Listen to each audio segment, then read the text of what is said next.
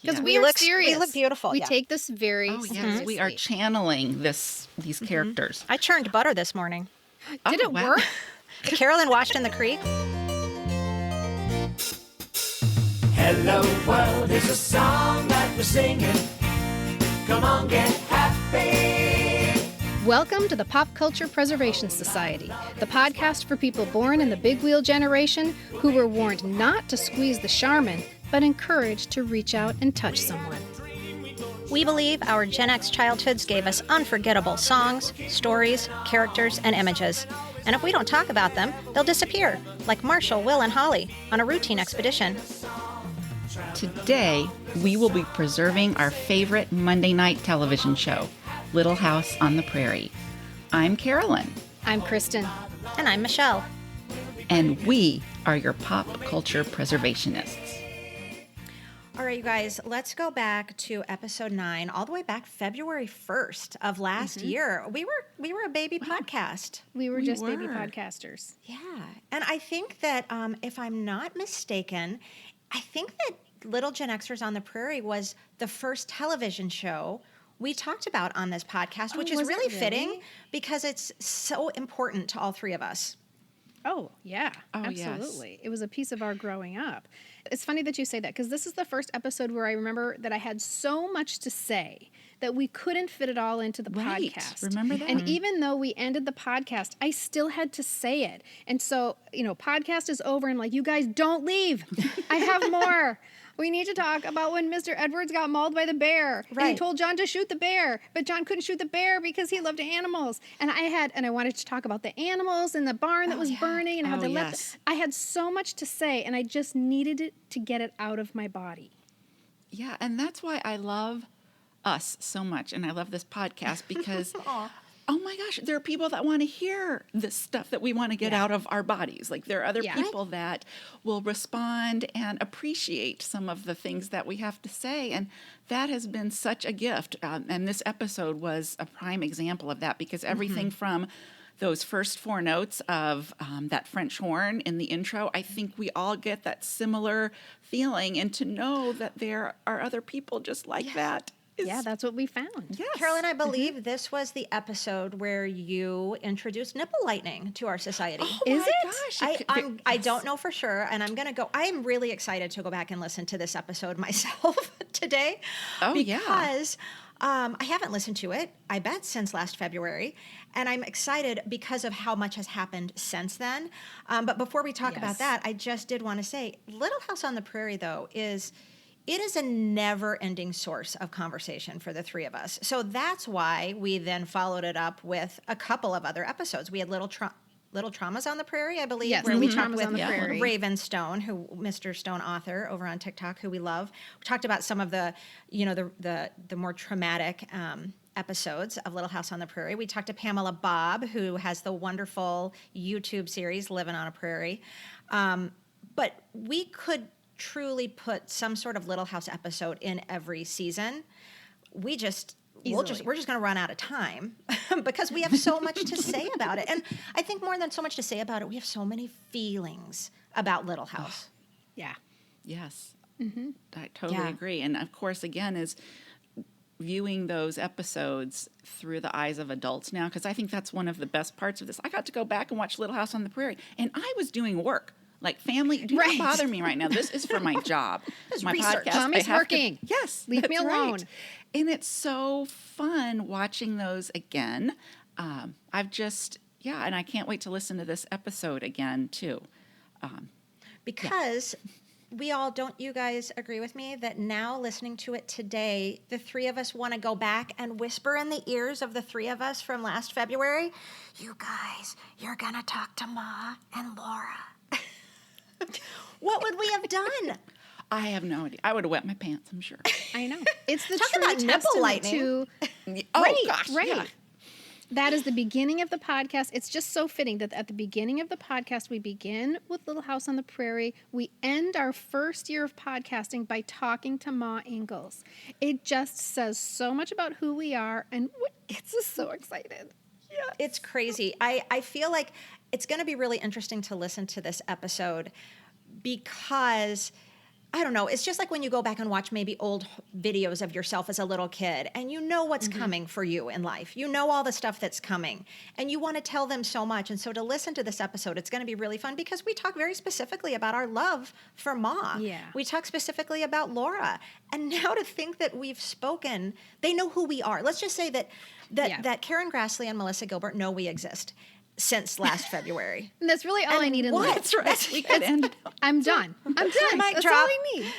Yeah. That's it, folks. Right. See Yes, we entered their universe. I mean, that's amazing. And They talk could about actually, Live Up like, Tour. I was just going to say gonna they say- could be talking to each other or texting, and just we could be in their text thread. Well, Like, one of weren't the- those girls from PCPS just a dream? So wonderful. I'm going to have her. Don't you just want to gonna invite come them visit. over? Well, remember, you guys, when we talked, and I know those of you listening, those of you who are have heard us say this already. Sorry, but it's exciting. So listen to it again. That on Friday, when we're talking to Karen Grassle, and we tell her that, on Monday, we're going to be talking to Melissa Gilbert, Karen Grassle, Ma Ingalls, says to us, that's so wonderful. Make sure you tell Melissa I said hi. And all of a sudden, we're the go-between between Ma and Laura. Somehow, what has happened in our life that's made us the go-between? It was Well, crazy. we did something right. It was crazy. And I was Full just going to say stop, earlier, right? We did something okay. yeah, talk about live up to our expectations, though. And coming in the next few weeks, you guys, we're going to be talking a lot more about these conversations with Karen Grassle, with Melissa Gilbert. And there might even be opportunities for you to see some of those conversations. Stay So that's really tuned. exciting. Yeah, a lot of fun stuff's about to happen, guys. Stuff's about to get real fast on the PCPS. If you're new to the society, or if you just want to go back to the Prairie with us again, here is episode 9, Little Gen Xers on the Prairie.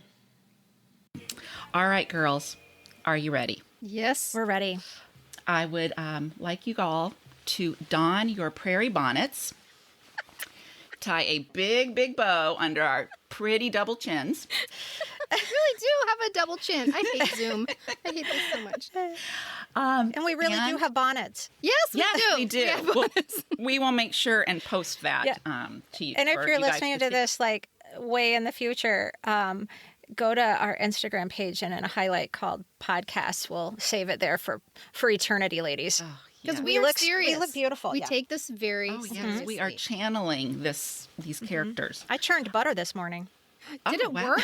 Carolyn washed in the creek. All right, so much stuff. So right now, we need to focus a little bit, ladies. So I would like you to close your eyes.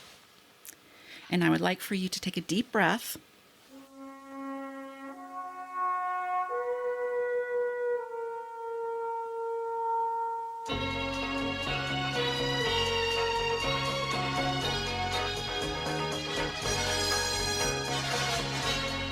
Okay. Am I supposed to be laughing or crying? I don't know which one it is. You can do both. Isn't I have that it, you goosebumps. guys? In places I Those- can't mention, even with the E rating. I know.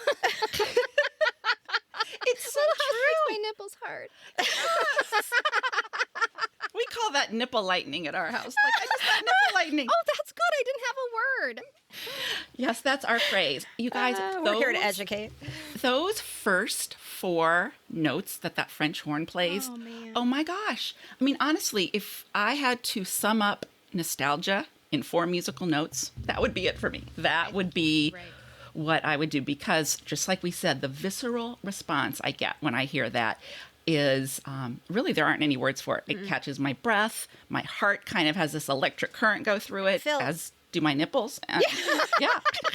It's crazy. I just feel really full when I hear it. I don't know how else to describe it, but I feel so full. And then, sometimes it spills over out of my eyes. But I know, like you guys, I've been rewatching some episodes. I've been watching them on Amazon Prime. And every time I watch one, you get the option to skip the intro.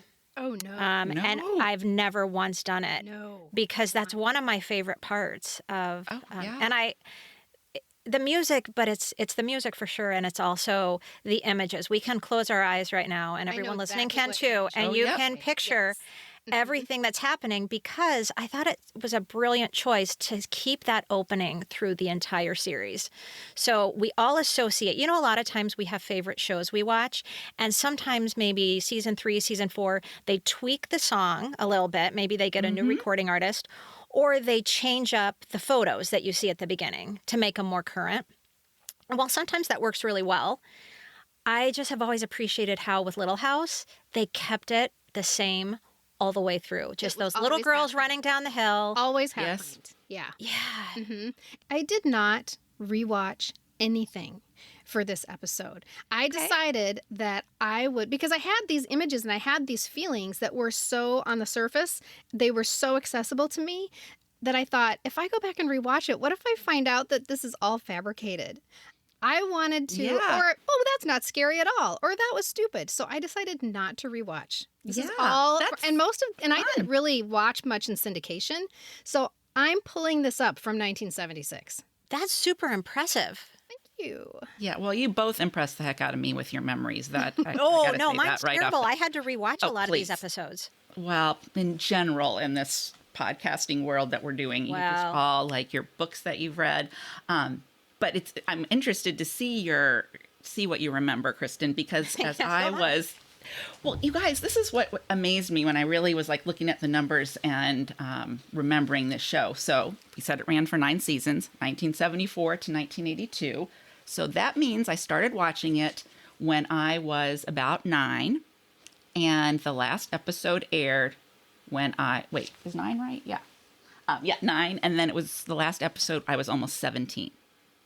You guys, I mean, that's Your whole childhood. That's it formative. is, right? It's your whole childhood. I mean, can you believe Yeah. that? And I was thinking maybe with the exception of Judy Blume, who I, as we discussed before, read her books kind of throughout that same time period, I don't think there is another pop culture experience that if I had to just sum one up and say that defined my youth, like Little House on the Prairie did. There's I mean, nothing that is that consistent, that is that No. long lasting, because a song comes and goes, an album comes and goes, a movie comes and goes. right. That is crazy. It really is. And I was thinking if someone said, okay, we're going to create a time capsule, you need to put something in that represents a pop culture experience from your Gen X youth, what are you going to do? And I decided I'm going to put in a DVD, the complete DVD collection of Little House on the Prairie. Oh my gosh, because that's brilliant. From beginning to end, all the things that happened were happening in my life at the time. It's just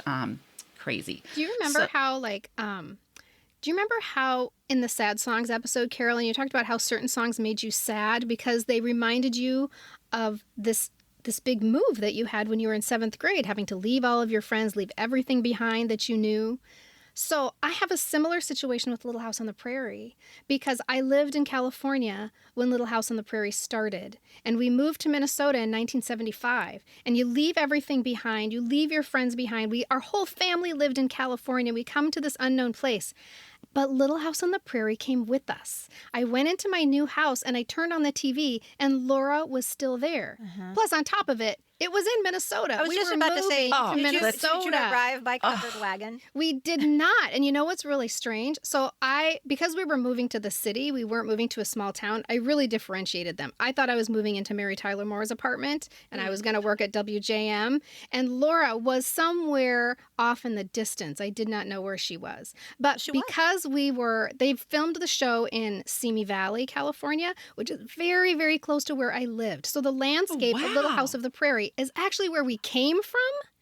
And so here we're sitting in Minnesota watching Simi Valley on TV, and my parents would sit behind us and laugh and be like, mountains? There are no mountains in the prairie.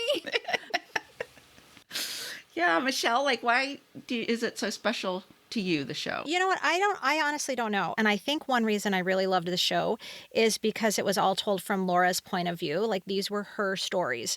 And I loved Laura. I loved Melissa Gilbert. I loved that character. I just loved her spirit and her spunk. And I loved her relationship with her family. And I think one thing that really struck me is I loved her relationship, especially with her pa. I grew up without my father present. I saw him I know I've mentioned this before. So I don't need to mention it. I'll mention it every time. I'm fine. But they just had this really awesome relationship that I didn't have growing up. I didn't have a relationship with a father like that. Also, and you guys can back me up on this because I've shown you a picture. I always felt that my dad resembled Pa just a little bit. And I know that was probably just me, but I can look back at old pictures, and if you squint really hard and you kind of tilt your head, you can kind of see it just a little bit. But isn't there, there is a, let's just do a whole podcast on Pa, right? We could definitely do that. We will. Isn't there a lot of wishful thinking with Pa where he was the ultimate father, he was the ultimate husband, he was the ultimate community member, the Henley shirt that was always unbuttoned just a little bit, his chest was always a little bit damp, but that's because he was working hard. It's not because he was a sexual being, it's because he was providing for his family. Right. I think though, for sure with Pa, and in a lot of the ones I've gone back and watched, but I think one of the reasons, like, I loved the show, it was the whole family dynamic of the Ingalls family was just so loving and it was so pure. It was the epitome of a family. You know, that's something that I think was like one of my favorite parts of the show. And I also think that, like, despite the Olsens, there was a lot of love and community in Walnut Grove. So I just loved that whole feeling I got when I watched it. I just put this together when you were talking, Michelle, about family and how that image of family was so important to you. And I'm feeling super smart right now. Think of what was happening in the 70s. The family was changing. Women were realizing they didn't have to stay married to people who they didn't love or were treating them poorly, or people who held them back. Women were going into the workforce. The family was changing dramatically. And there were so many shows in the 70s about what we used to call the olden days. Lots of olden days shows where there were no corrupting influences, right? Everybody had their beautiful family intact with nothing to interfere with it. Isn't that interesting, though? Because think about that. That's such a good point. But on the flip side, look at the other shows that were reflecting what you were just talking about. One Day at a Time, Alice. Some other ones we can think of. Mary Tyler Moore. Yeah. I mean, you've also got shows Rhoda. that are super popular and fabulous shows that are a reflection of what was happening. What was actually happening. But yet, these shows with these very intact families and family values were also popular. So it's almost... That's a really interesting.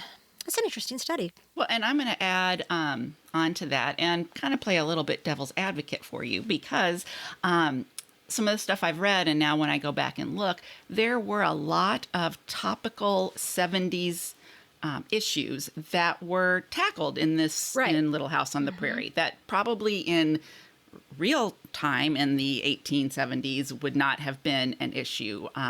But some of the things you said, the women's rights and working outside the home. And you think of some of the strong female single characters in the show that didn't need, Miss Beadle and, that didn't need men, or when men weren't the best husbands and leaving those situations. And they dealt with racism and a lot of drug addiction issues that were timely in the 1970s, but they wove them into the storyline so that we could visit them through a different Pa lens. would figure it out. Right. That's right. What would There's Pa an do? episode. WWPD. There you go. Are there, thinking of specific episodes or moments in the series that stand out to you all as favorite memories? I have indelible memories. Like I have very succinct moments of very specific, and it's not the episode that stands out to me. Sure. It's the actual moments that stand out to me. And the number one image that comes to me when I think of Little House on the Prairie, besides little girls running serpentine down a grassy hill, is what I call Nellie gets a needle in the toe. Do you guys remember this? Oh my God. I don't know that I do. So I don't think I do either. Here's the setup. The setup is that Nellie Olsen is going for a ride on Laura's favorite horse, Bunny. This is one of mine. Oh my God. Okay. So I'll just. But there's no needle. I've got to figure out what. Wait for the needle. Wait for the needle. I know what the needle is. I know what the needle is. Okay. I have no idea. Long story short, Nellie is a big meanie, and you can imagine what she does to the horse. The ASPCA would be all over her, and the horse throws her. And Nellie decides that she's going to fake being paralyzed, as you do, so that Bunny will be destroyed. She wants them to kill Laura's favorite horse, and so she's going to pretend to be paralyzed. And so here's my image. Here's my number one image out of all 9 seasons of Little House on the Prairie. Doc Baker comes to Nellie Olson's house, and he has to examine her. And the way he tests her for, oh no, her legs don't move, let's find out how much she can feel, is he takes a needle and he puts the blanket back to expose her bare feet. He doesn't scratch her toes or poke at her toes.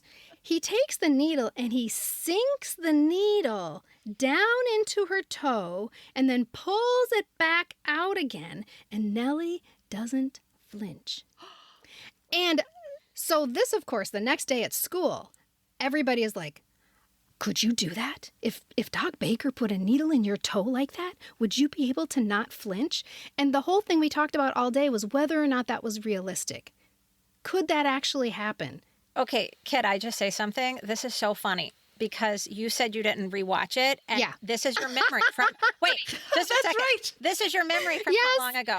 1976. And so I rewatched it last week, and what's so funny is he touches her toe with the needle. He pokes her. It doesn't go all the way in and pull all the way out. So isn't that interesting that's what stuck with you? It's gotten so big and so awful through all. And as a little kid, of course, it seemed like that. It was horrific. Of course, and we talked about it all day. He definitely takes the needle and pokes her toe. Yeah, but it doesn't go all the way. So I just think. But I think that's so funny. And there's so much value in that, though, Kristin. So that memory for you is so valid because that was, you guys, you went to school, you talked about it. That was disgusting. And what's so funny is if you go watch it again, it's season 3, episode 2. And Bunny, because remember the whole story of Bunny, though? That Bunny was Laura's horse. And then in the first Christmas on Plum Creek, then Laura traded Bunny to Nell's because she wanted the stove for the mom. And then Bunny for 2 seasons is Nellie's, and she has to look at her beloved horse with her mortal enemy. And then you're right, she abuses her and the whole thing. And then the best part for me of that episode is at the end when Laura figures out Laura's manipulated into being her tutor and does all her schoolwork for her. And then she finds out that Nellie's been, just lying to everybody. Yes. And so she takes her on that epic ride up the hill and then in her pushes wheelchair. her down the hill in the wheelchair and then pushes her down the hill in her wheelchair. And then she flies into the pond and then Mrs. Olson falls off the wagon and then Nellie, because Nellie falls out of the wheelchair, she stands up. And then she stands up, And everybody can see that she's lying. And Harriet sees. And then Nels gives Bunny back to Laura. Yeah. Which is then really sad because then you guys remember then what happens to Bunny? A few episodes later, it is season 3, episode 7, called Journey into Spring Part 2. Don't hurt horses. Nellie, Laura is riding Bunny, and it's the 2-part episode where Pa's mom dies, and then his dad's going to commit suicide because he's so despondent over the mom. So Pa brings the dad back to Walnut Grove. Laura's riding Bunny, and she takes Bunny to jump over the barbed wire fence, but instead Bunny rides through it. And then Pa has to shoot Bunny. And Laura's going, don't do it, Pa, don't do it. I'm and serious. She runs, Stop and he's it like, right take now. her away. And then she runs, and she runs, and she's standing on the hill, and you just hear the gunshot reverberate. It's horrible. I'm not even watching it. You're just telling me, and it's hurting me. This is horrible. This is horrible. We were little children. Oh, God. And now I do remember that moment when the horse runs through the fence. Oh, my God. Oh, my gosh. Oh, my God. What were they doing to us? I know. Carolyn, do you have an episode 2? I do. I'm actually going to pinpoint a moment because this was a 2-parter and it was in the very first season. And both episodes were called, it was called The Lord is My Shepherd. and pretty heartbreaking on multitude of levels. One, because Ma has a baby and it's a boy, and he dies as in infancy. I think he's a couple months old, and all along Laura has been very envious of the baby, and Pa seems to be paying all the attention to the baby. And when he's sick, Laura decides not to pray for the baby to get better. And when the baby's name is Charles, when the baby dies, she's overwhelmed with guilt because she didn't pray. And so she decides to run away, make a pact with God that you send back Charles and you can take me. Oh my God. I can see this, Carolyn. Like in my mind, it's raining. I'm sure it wasn't raining, but in my mind, it's raining, and she's looking up at the sky, and she's folding her hands. It's just like visceral. And remember, I didn't rewatch any of these. But the moment that resonates with me so clearly is fast forward 3 days later, Pa has figured he's found her. Basically, I won't give you the whole way that all happened, but and she's praying to God, and she hears like, Laura, and she thinks kind of it's God talking, but then she thinks maybe that's Pa, I don't know. And she turns around and they see each other and their eyes meet, and, they show his face. I mean, again, nipple lightning, cry. he was so good at that. Like, he didn't have to say anything. You just felt it. You felt that love between them. And it's actually interesting because Melissa Gilbert has said that was real. Like, that feeling that they had for each other was their real love for each other. It was like a father finding his daughter after all that time. And that was sincere, real. And I just felt that. And again, it was the scene of this fatherly love and intensity that the music just totally enhanced the scene, and his face and her face. They didn't even need to say anything. And that just stuck in my mind about that moment of finding this thing that you had lost that you love so much. It would probably be worth it to go back and see just that scene again to see exactly what you're talking about, Carolyn. The way these two actors, but real people, actually had to bring that to fruition. How to make us believe that. She's 9 years old at the time, and she's in her book, she says that's her, hands down, her favorite scene and episode, Carolyn. And she said that Michael, they had such a close relationship that anytime she had to cry in a scene, she was able to pretty easily, but if she couldn't, Michael would take her aside and she would look up at him and he would be crying, and he would say to her, "Do you know how much I love you?" Oh my God. And he would be crying like, "This is how much I love you." And it would instantly make her cry because she loved him so much back. And then it would be like, because he was also directing almost everything. So basically he would be like, "Action." Oh my God. She's crying. Yeah. Instead of her having to think of, like, a lot of actors do this method, like where they think of a childhood memory that was sad or a dead pet or something to get them to cry. She would just either think about how much Michael Landon loved her, or he would just have to go and show her how much he loved her. And he could start crying just because he was so emotional to her. What was Melissa Gilbert's family situation? Did she have a father at home with her? She did, but her dad, she had a very special relationship with her dad, but he was absent a lot. And then he died when she was only like 11. So she's always said that Michael Landon. So that's a little bit like my relationship or perceived relationship with Pa as well. He served that purpose for you, so he was very important. He was very important in her life, yeah. Okay, so my number one most memorable, or not most memorable, but just favorite feel-good episode is the very second episode. It's season 1, episode 2, and it's called Country Girls. So this is the one where it's Mary and Laura's first day of school in Walnut Grove. And Laura's very, very nervous. She's never been to school, and she's worried because she doesn't know how to read.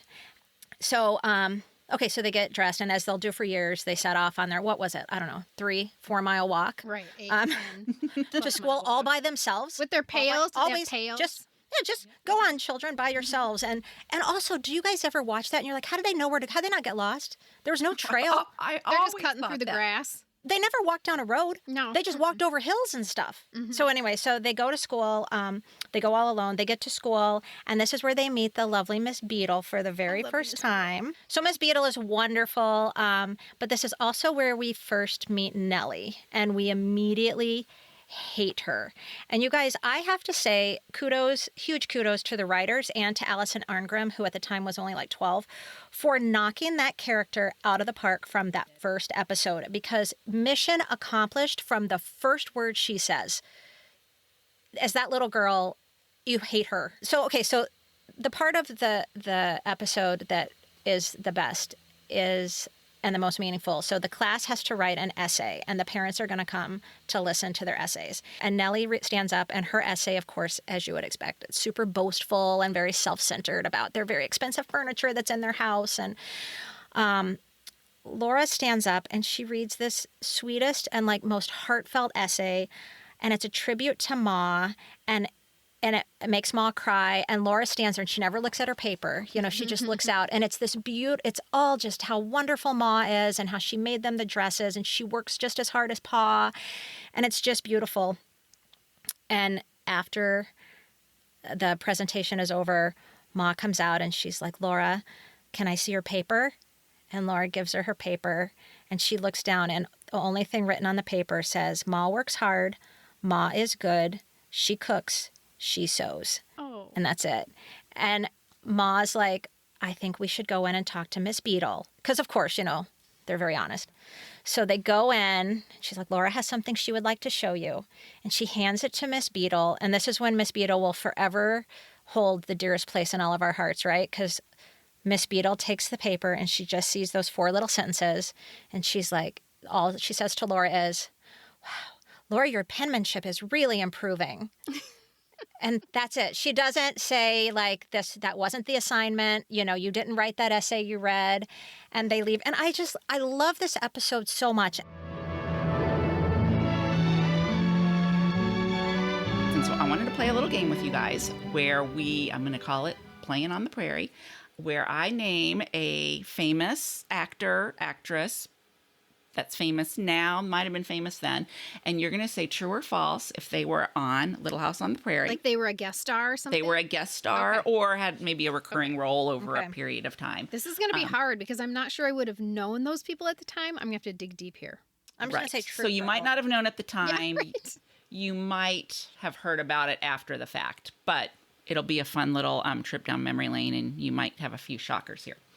Okay, I'm going to start with what I think is kind of an easy one. I guess we'll do it where you'll raise your hand. One of you will raise your hand, and you're going to say true or false. Okay, we're going to start with Jason Bateman.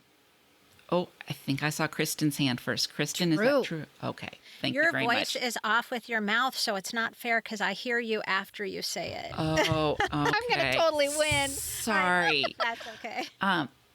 I'm just going to keep going like this. Yeah, right. Just leave your hand in the air. Just leave it there. That's right. Maybe we'll just take turns. Do you want to do that? And that way it's fair Doesn't for matter. everybody. Okay. I won the let's last game, go. so it's fine. Okay. Sean Penn. Michelle. True. That is true. Very good. I only just learned that. I don't remember the too. episode. I don't remember. Do you who remember it was, the but I just episode? learned it. You know what? I don't think he was a starring role. I'm not even sure he had any lines, but he was on there. I'm looking that up. Okay. Heather Locklear. Michelle? I'll say false. I'm going to agree. Okay, that would be correct. Although she did guest star in 8 is Enough. Oh, she So another family drama of the time, Heather Locklear was a guest star on 8 is That's Enough. a whole Before bunch more T.J. episodes. I Hooker. can't wait for them. Yes, before T.J. Hooker. Okay, we are going to now go with Johnny Cash. Yes? No Kristin? way. No way. That's false. No, he was with June Carter. What? They were on the show. You're Were they kidding. outlaws? No. Were they like Now- traveling performers or something? I'm embarrassed to say I'm not sure, but I know it's true. We're looking up all let's just these say they were outlaws. And Okay. And Okay, that that makes makes it sense. kind of fun. That makes it kind of fun. from the prison. Okay. They were like stagecoach robbers. Yeah. How about Erin Moran. Michelle? I'll say false. I'm going to agree. That's false. Okay, that is false. Although she good job. guest starred on The Waltons. Oh my gosh, you're kidding. No. Another little fun family drama. Okay. How about Danny Bonaducci? Kristin. False. That is false. But he was on 8 is Enough. What? So as you see here, I'm just trying to even give you fun facts, even when the answer is false. Okay. And he would have been old when he was on 8 is Enough, too.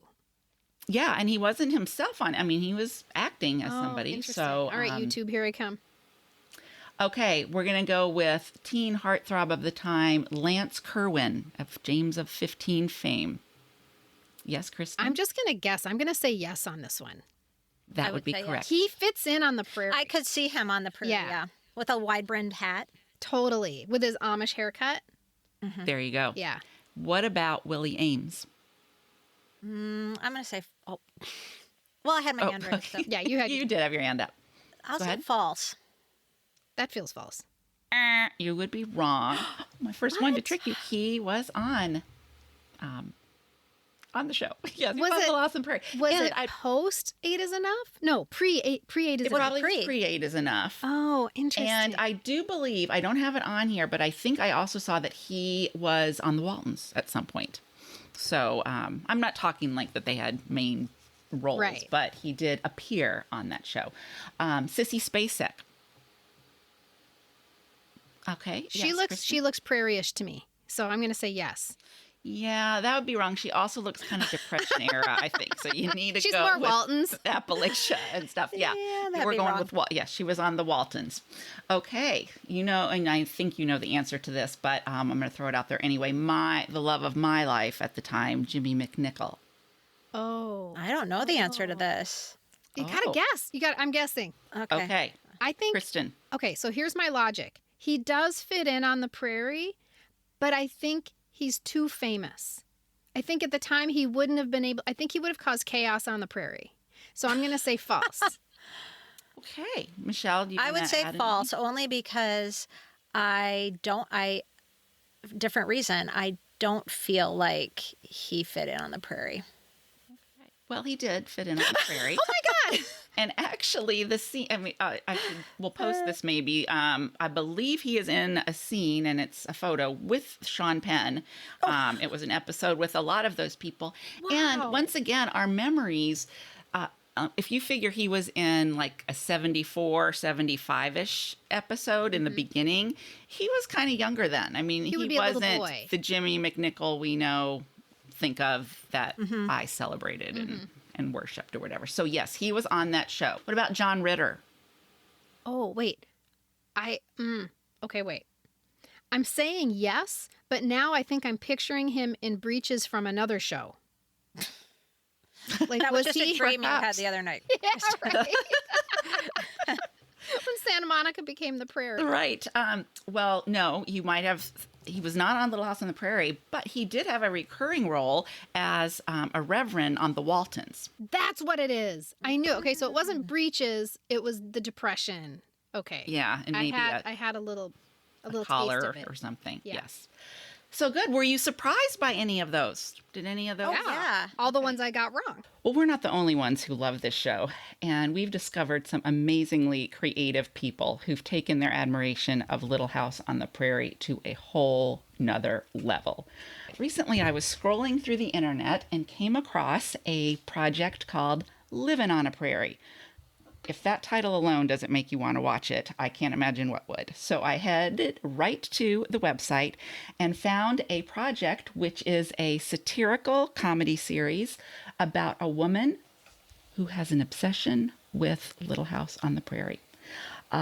It was so great. 6-minute little episodes. And I could not wait to share it with Kristin and Michelle. It was late that night, so I waited till the morning to text them and could not wait to hear what they thought. It's so funny. And like Carolyn said, they're tiny little episodes. They're only 6 minutes long. So you can sit down to lunch and you can consume the whole series while you're sitting there eating lunch. But careful because you're going to spit out your lunch. If you are a Little House fan, she is talking directly to you.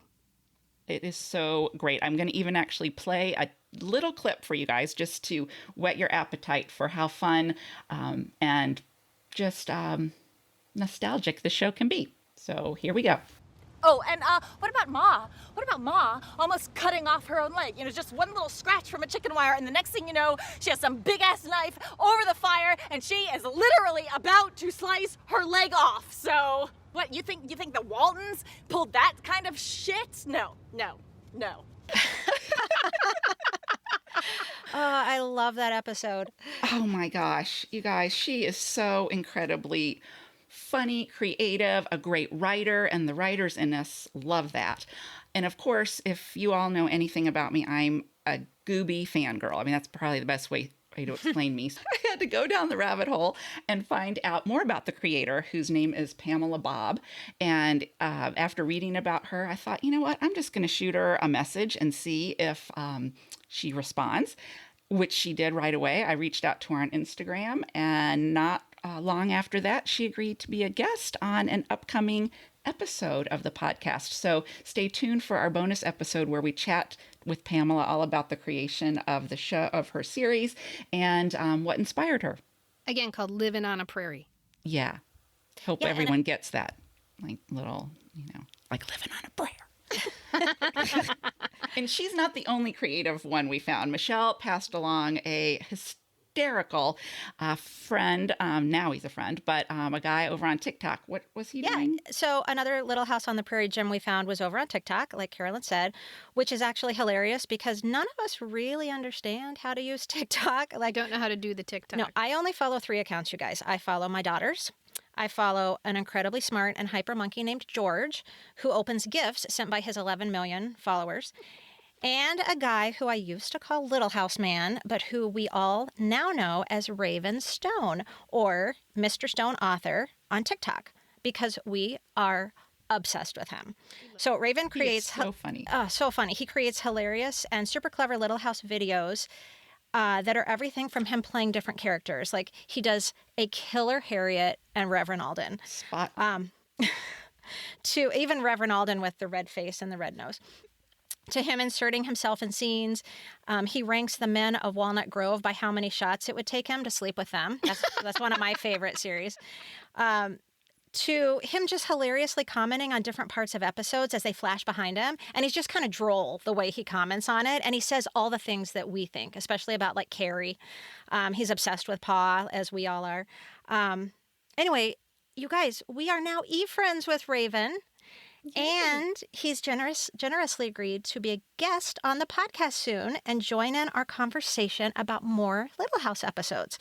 And so we are ridiculously excited about that. But in the meantime, make sure to check out his videos and follow him at Mr. Stone Author on TikTok. Honestly, we cannot recommend him enough. Awesome. Living on a Prairie is also on YouTube, right? You can just find it on YouTube as well. Yes, and Instagram, all the social media platforms as well.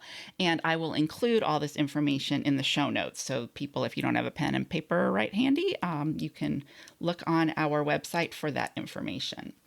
So it'll be really fun to talk to them. I can't wait. Stay tuned. Well, you guys, we really could talk for hours about our love of this show and all the fun memories we have with it. But like that series, all good things must come to an end.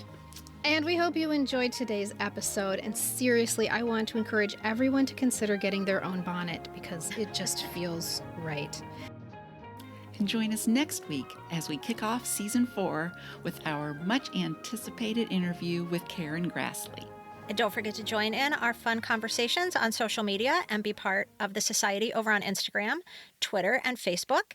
Just search Pop Culture Preservation Society and you'll find us. And you can also find episodes and learn more about us at our website, which is poppreservationists.com. In the meantime, ladies, let's raise our glasses for a toast. Courtesy of Janet, Chrissy, and Jack Tripper. To good times. To happy days. To Little House on the Prairie. Amen. Cheers. Thanks for listening, you guys. See you next time. Information, opinions, and comments expressed on the Pop Culture Preservation Society podcast belong solely to me, the Crushologist, and Carolyn and Hello Newman, and are in no way representative of our employers or affiliates. And though we truly believe we are always right, I guess there's always a first time. The PCPS is written